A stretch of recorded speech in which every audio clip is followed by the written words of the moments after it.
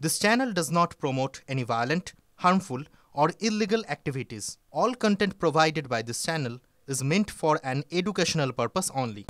এবং এই সকাল 9টায় 1 ঘন্টা গণনা পর্ব হয়েছে এর মধ্যেই তৃণমূল কংগ্রেস কিন্তু বেশ কিছু জায়গায় এগিয়ে রয়েছে, তাই তো লিমা? একদমই তাই। আমরা এখনো পর্যন্ত যা ট্রেন্ড দেখতে পাচ্ছি, তৃণমূল এগিয়ে রয়েছে 5টাতে এবং মাদারিহাটে এখনো পর্যন্ত বিজেপি কে দেখা যাচ্ছে এগিয়ে, কিন্তু কতক্ষণ কে এগিয়ে থাকবে এটাই এখন একটা বড় প্রশ্ন। সিতাইয়ের আপডেট আমাদের কাছে আসছে এই মুহূর্তে। টিভি 9 বাংলা যে খবর ব্রেক করছে, সিতাই থেকে সরাসরি আপডেট আসছে। প্রথম রাউন্ডে এগিয়ে রয়েছে তৃণমূল কংগ্রেস, আর এই মুহূর্তে কি আপডেট আসছে সুমন কল্যাণ আমাদের রিপোর্টারের কাছ থেকে জানবো। সুমন, দেখো, ফার্স্ট রাউন্ড শেষ হয়েছে, তাতে তৃণমূল কংগ্রেসের প্রার্থী সঙ্গীতা রায় পেয়েছে 15,505টি ভোট এবং দ্বিতীয় স্থানে রয়েছে দীপক কুমার রায়, বিজেপির প্রার্থী, তিনি পেয়েছেন 1372টি ভোট। আর এর পাশাপাশি ফরওয়ার্ড ব্লকের অরুণ কুমার বর্মা, তিনি পেয়েছেন 272টি ভোট। ফলে যে ব্যবধান সেটা কিন্তু প্রায় 14,100 ওপরে ব্যবধান, অর্থাৎ প্রথম রাউন্ডের শেষেই প্রায় 14,100 বেশি ভোটে কিন্তু এই মুহূর্তে এগিয়ে রয়েছে তৃণমূল কংগ্রেস। অর্থাৎ বোঝা যাচ্ছে সুমন, যেটা তৃণমূলের শক্ত ঘাঁটি হিসেবে পরিচিত যে সিতাই, সেখানে ক্রমশই কিন্তু ব্যবধান বাড়িয়ে চলেছে তৃণমূল কংগ্রেস। নজর থাকবে। এর সঙ্গে আপনাদের জানিয়ে দিই, মাদারিহাটেও তৃণমূল কংগ্রেস এগিয়ে গেল, যেটা খুব তাৎপর্যপূর্ণ। মাদারিহাটেও এগিয়ে রয়েছে পোস্টাল ব্যালট গণনার পর। ইভিএম গণনায় প্রথম রাউন্ড শেষে তৃণমূল এগিয়ে। ব্যবধান কত বলবে প্রসেনজিৎ? দেখো, মাদারিহাটেও কিন্তু প্রথম রাউন্ডের গণনাটা শুরু হয়ে গিয়েছে, একই সঙ্গে পোস্টাল ব্যালটের কাউন্টিং চলছে। এখনো পর্যন্ত যা প্রাপ্ত হিসেব, তবে পোস্টাল ব্যালটের গণনার ক্ষেত্রে কিন্তু তৃণমূল কংগ্রেস এগিয়ে গেছে, যা অত্যন্ত তাৎপর্যপূর্ণ। এই আসনটা নিয়ে রাজনৈতিক মহলে আচ্ছি রয়েছে, নজর রয়েছে যে কারা জেতে।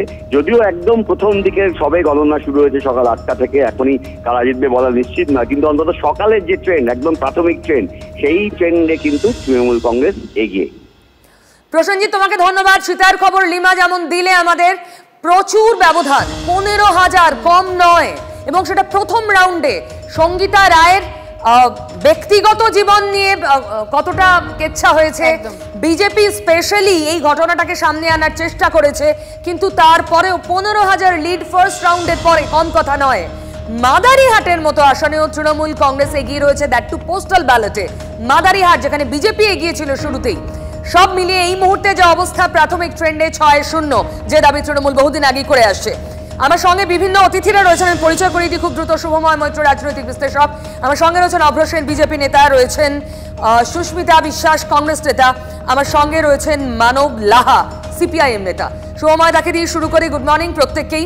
শুভময়দা, এখন অবধি প্রবণতা না, বোধহয় শুভময়দা শুনতে পাচ্ছেন না বা কোনো সমস্যা হচ্ছে যোগাযোগের ক্ষেত্রে। বিজেপি, অভ্রর কাছে যাই। অভ্র, এখন অবধি যা ট্রেন্ড, তাতে মোটের ওপর 6-0। দেখুন, ইলেকশন কমিশন কিছুদিন আগেই একটা প্রেস কনফারেন্স করেছিল। তারা বলেছিল যে কাউন্টিং যে টাইমে স্টার্ট হয়, দ্যাট ইজ টু আর্লি। তারপর থেকেই একটা জল্পনা কল্পনা শুরু হয়ে যায় মিডিয়াতে। এটা হয়ে এসছে বেশ কিছু বছর ধরে, তারপর দেখা যায় রেজাল্ট উল্টে গেছে। এবার আমি এই মুহূর্তে দাঁড়িয়ে বলছি না রেজাল্ট বিশাল উল্টে যাবে বা সেম থাকবে, কিন্তু it is too early two comment. আমি এটুকু বলতে পারি, আরেকটু সময় বলে আমাদের অপেক্ষা করতে হবে। আর দ্বিতীয়ত, পোস্টাল ব্যালট নিয়ে যেটা আপনি বলছেন, পোস্টাল ব্যালটে 100,000 ভোটে এগিয়ে গেছে, 100,000 ভোটে এগিয়ে গেছে। পোস্টাল ব্যালটের ভোটগুলো, ধরুন পুলিশের ভোট পোস্টাল ব্যালটে হলো, কথার কথা বলছি, কিরকম ভাবে পোস্টাল ব্যালটের ভোট হয় সেটাও কিন্তু আমাদের আইডিয়া হয়েছে বিগত লাস্ট পয়েন্ট বছর। সিতাইতে কিন্তু পোস্টাল ব্যালট নয়, নৈহাটিতে পোস্টাল ব্যালট নয়, বেশ কয়েক রাউন্ড। নৈহাটিতে তো সেকেন্ড রাউন্ড শেষ হয়ে গিয়েছে, হাড়োয়াতেও এখন postal ballot over, EVM counting চলছে। স্লোগান সার্থকতা পেয়েছে। দেখুন, নৈহাটিতে তো তৃণমূলের স্লোগান সার্থকতা পেয়েছে। তারা বলে খেলা হবে, কিরকম নোংরা খেলা খেলেছে সেটা তো আপনারাও দেখেছেন সারাদিন ধরে উপনির্বাচনে। তো এইভাবে যদি সার্থকতা হওয়ার চেষ্টা করে তৃণমূল, এবং সেটাকে যদি তারা জয়ের আশ্বাস পাওয়ার একটা বড় রাস্তা হিসেবে ভাবে, তো আপাতত সকালবেলা ভাবুক, পরে দেখা যাবে, আর একটু সময় দিন। আমরা আলোচনায় আসবো পিউ, কিন্তু তার আগে দর্শকদেরকে আরেকবার নৈহাটি থেকে যে আপডেট আসছে সেটা আমরা দিয়ে রাখতে চাইবো। এই মুহূর্তে দাঁড়িয়ে নৈহাটিতে যে খবর আসে, তৃতীয় রাউন্ড শেষে এগিয়ে রয়েছে তৃণমূল কংগ্রেস। ব্যবধান কতটা এটাই এখন দেখা রয়েছে। নৈহাটিতে 14,690 ভোটে এগিয়ে রয়েছে তৃণমূল প্রার্থী সনদে, অর্থাৎ ব্যবধান ক্রমশই বাড়ছে। নৈহাটি থেকে নজর রেখেছি। আচ্ছা, তার মানে 15,000, প্রায় 15,000 নৈহাটিতেও, প্রায় 15,000 সিতাইতেও তৃণমূল কংগ্রেসের এগিয়ে থাকার ব্যবধান। মাদারিহাটের ব্যবধান আপনাদের দেখাবো। মাদারিহাটে কিন্তু পোস্টাল ব্যালট শেষে ইভিএম কাউন্টিং শুরু হয়ে গিয়েছে। তৃণমূল এগিয়ে রয়েছে, মাদারিহাটে জোর টক্কর। যদি বিজেপি আসন ধরে রাখতে না পারে, তৃণমূলের কিন্তু এটা নৈতিক জয় হবে। 5,200 ভোটে অলরেডি এগিয়ে রয়েছে তৃণমূল কংগ্রেস। আমি অভ্র কাছে একবার একটু যেতে চাইবো, কারণ বিজেপির প্রচারের বিষয়টা নিয়ে আলোচনা করতে হয়। কারণ সিতাইয়ের দিকে যদি নজর রাখি, যে ব্যবধান চোখে পড়ছে রীতিমতো, তৃণমূলের শক্ত ঘাঁটি বলা হয়, কিন্তু তা বলে কি প্রচারের ক্ষেত্রে পিছিয়ে থাকবে বিজেপি? মানে কেন এইটা দেখা গেছে? অভ্র, আপনার কাছে আমার এটাই স্পেসিফিক প্রশ্ন, যে একদম মাটি আঁকড়ে যে লড়াইটার কথা বলা হয়, যে প্রচার বলা হয়, যে ইস্যুগুলো বিজেপি রাখতে চেয়েছে সামনে, সেটা সাধারণ মানুষের কাছ পর্যন্ত পৌঁছেছে কি আদৌ? এটা বিজেপির অন্দরই প্রশ্নটা রয়েছে, কি বলবেন? না, আপনি কেন বলছেন পৌঁছাতে পারেনি? মানে ধরুন পোস্টাল ব্যালটের কাউন্টিং হচ্ছে বা কোথাও পোস্টাল ব্যালট কাউন্টিং হচ্ছে না, স্পেসিফিক কোনো জায়গায় ধরুন 8 ঘন্টা এখন অব্দি কাউন্টিং হচ্ছে, 8:30 থেকে ধরুন শুরু হয়েছে। তো আপনার ইনিশিয়াল ট্রেন দেখে কেন মনে হলো যে এই ধরনের ব্যাপার আসছে, যে মানুষের কাছে পৌঁছাতে পারেনি? এটা প্রথমত তো আমার কাছে ক্লিয়ার নয়। আর দ্বিতীয়ত, ধরুন কোনো জায়গায় কেউ ভোটে জিতলো বা কেউ জায়গায় হারলো, হার জিত তো হবেই সংসদীয় গণতন্ত্র।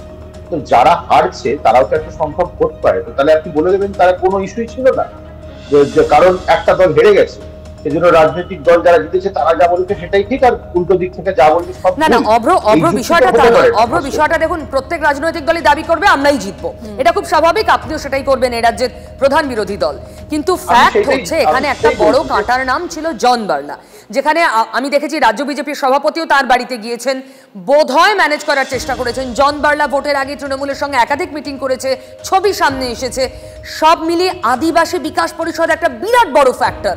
কোথাও কি বিজেপি এই পুরো জিনিসটাকে ভোট বাক্স পর্যন্ত গুটিয়ে নিয়ে যেতে সক্ষম হয়েছে?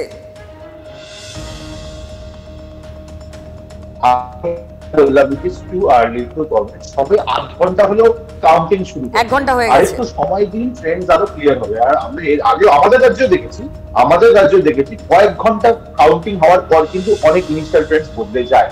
It is too early to comment. আমি আবার বলছি যে এটা কি বেশ, তাহলে পরে আবার কথা হবে। অভ্র আমাদের সঙ্গে থাকুন, অভ্র সঙ্গে থাকুন। শুভময়দা কি আছেন? শুভময়দা, এখনো অবধি প্রাথমিকভাবে যা ট্রেন্ড তাতে 6-0। হ্যাঁ, দেখুন, পশ্চিমবঙ্গে প্রতিটি যে আমাদের যে উপনির্বাচনগুলি হয় তাতে যে নির্বাচনের চরিত্র, সেই নির্বাচনের চরিত্র তো মহারাষ্ট্র বা ঝাড়খণ্ডে যে নির্বাচন হয় তার থেকে আলাদা। এবং বিশেষ করে মহারাষ্ট্র বা ঝাড়খণ্ডে যে নির্বাচন হয়েছে সেখানে একটা বেশ ভালো লড়াই হচ্ছে, একটা গণতান্ত্রিক পরিস্থিতি আছে, বিভিন্ন দলের মধ্যে দ্বন্দ্ব থাকলেও দিনের শেষে মানুষ শান্তিতে ভোট দিতে পারছেন। পশ্চিমবঙ্গের ক্ষেত্রে কিন্তু বহু বছর ধরে, এটা আজকের কথা নয়, যারা শাসক তারা বিরোধীদের যে খুব ভালোভাবে নির্বাচনে অংশগ্রহণ করতে দেন এমনটা নয়। তবু পশ্চিমবঙ্গের এবারের লড়াইয়ে যেটা দেখার সেটা হচ্ছে যে বিজেপি আদেও একটি আসনও পায় কিনা, যার সম্ভাবনা কম, 6-0 হওয়ার সম্ভাবনাই বেশি। এবং দ্বিতীয় হচ্ছে রাজনীতিতে যে পোলারাইজেশনের অঙ্ক, সেই জায়গায় অন্তত হারোয়ার ক্ষেত্রে যে নির্বাচনী চরিত্র দেখা যাচ্ছে এখনো পর্যন্ত, হয়তো বদলে যাবে পরে, সেখানে আইএসএফ দ্বিতীয় স্থানে উঠে আসছে। অর্থাৎ পরিষ্কারভাবে যেমন জম্মু কাশ্মীরে নির্বাচন হলে জম্মুতে বিজেপি অনেকটা এগিয়ে থাকে এবং কাশ্মীরে বিজেপি অনেকটা পিছিয়ে থাকে, পশ্চিমবঙ্গের নির্বাচনগুলো এই ধরনের আইডেন্টিটির ওপর ভিত্তি করে হচ্ছে, এই জিনিসটা পরিষ্কার। এবং বাকি যে জায়গাগুলোর সঙ্গে নির্বাচনের তুলনা, যেটা আমি শুরুতেই বললাম যে পশ্চিমবঙ্গের নির্বাচনে এবার অবশ্যই সম্ভাবনা ছিল, তৃণমূল কংগ্রেস এক্সপেরিমেন্টটা করতে পারত যে মহারাষ্ট্রের মতো বা ঝাড়খণ্ডের মতন একটা নির্বাচন হলে কোন দল কত ভোট পায়। আমার মনে হয় সেই জায়গায় পশ্চিমবঙ্গের গণতান্ত্রিক ব্যবস্থা, সেই 72-এর নির্বাচন থেকে শুরু করে আজ পর্যন্ত একটা গণতান্ত্রিক প্রেক্ষিত, একটা গণতান্ত্রিক পরিস্থিতিতে মানুষের যে দাবি, মানুষের যে মতামত, সেই মতামত খুব একটা প্রতিফলন তার হওয়ার মতন জায়গা যে তৈরি হলো এমনটা বলবো না। তবে আপাতত আমরা যা জেনেছি, 1, তৃণমূল কংগ্রেস 6-0 জিতবে, 2, প্রিয়াঙ্কা গান্ধী জিতবেন, এবং 3, মহারাষ্ট্র এবং ঝাড়খণ্ডে একটা লড়াইয়ের পর বিজেপি এগিয়ে থাকবে। আপাতত সেই ব্যাপারটাই আমরা দেখতে পাচ্ছি। হ্যাঁ, সেই ব্যাপারটা সত্যি দেখতে পাচ্ছি, কারণ স্ক্রিনেও সেই রেজাল্টই দেখাচ্ছি। মহারাষ্ট্রে শিন্ডে শিবিরের যে জোট, মানে বিজেপির যে জোট, এনডিএ, তারা এগিয়ে রয়েছে। ব্যবধান যে বিরাট এমন নয়, 136, এবং উল্টো দিকে উদ্ধব শিবসেনার যে জোট তারা 123-এ রয়েছে। বিজেপি এগিয়ে রয়েছে ঝাড়খণ্ডে, ওখানেও ব্যবধান খুবই কম, কারণ কংগ্রেসের এনডিএর এবং ইউপিএর যে জোট তার মধ্যে 5-এর তফাৎ, বিজেপি 35 এবং কংগ্রেস 30-এ রয়েছে, কিন্তু তবুও বিজেপি এগিয়ে রয়েছে। সুতরাং মানে একেবারেই লিমা আমরা দেখতে পাচ্ছি ঠিক প্রেডিকশন, ওই দেখো বড় পার্টিগুলো এখানে তৃণমূল এবং বিজেপি, বাকিরা কিন্তু কোথাও সিনে নেই। বারবার বিরোধীরা ওই জন্য রাজনৈতিক বাইনারি, কিন্তু বাইনারি তো ভাঙতে পারছে না বিরোধীরাই। মানব,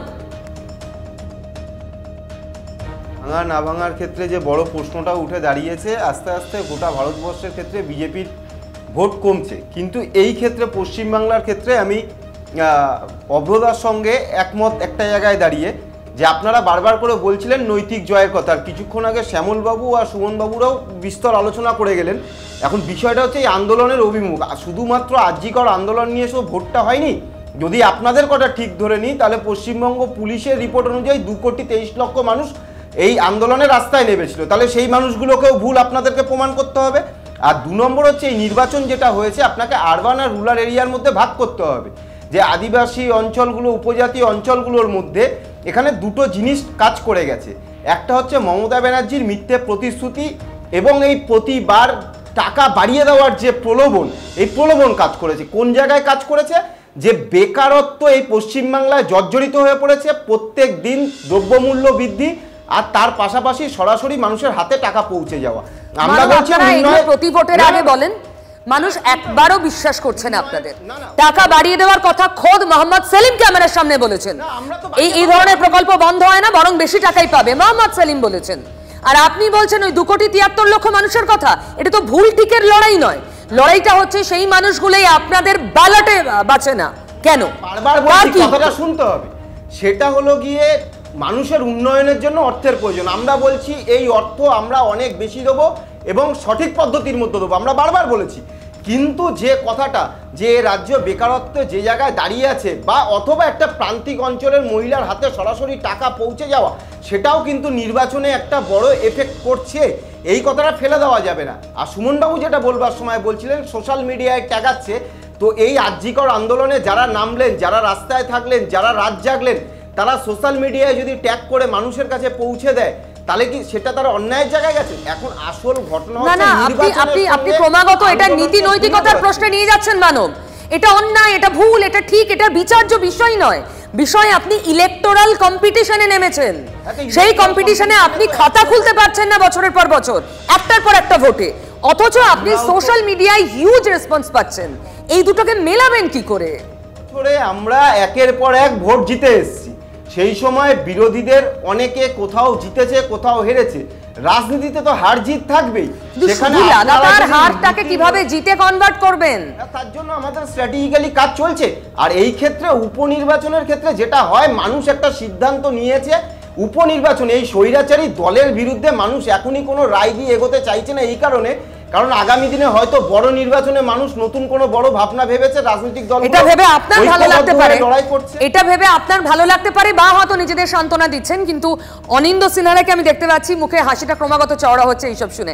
আমি আসবো, কিন্তু তার আগে হাত তুলেছিলেন শুভময়দা, আবার শুভময়দা আসবো প্লিজ। শুভময়দা,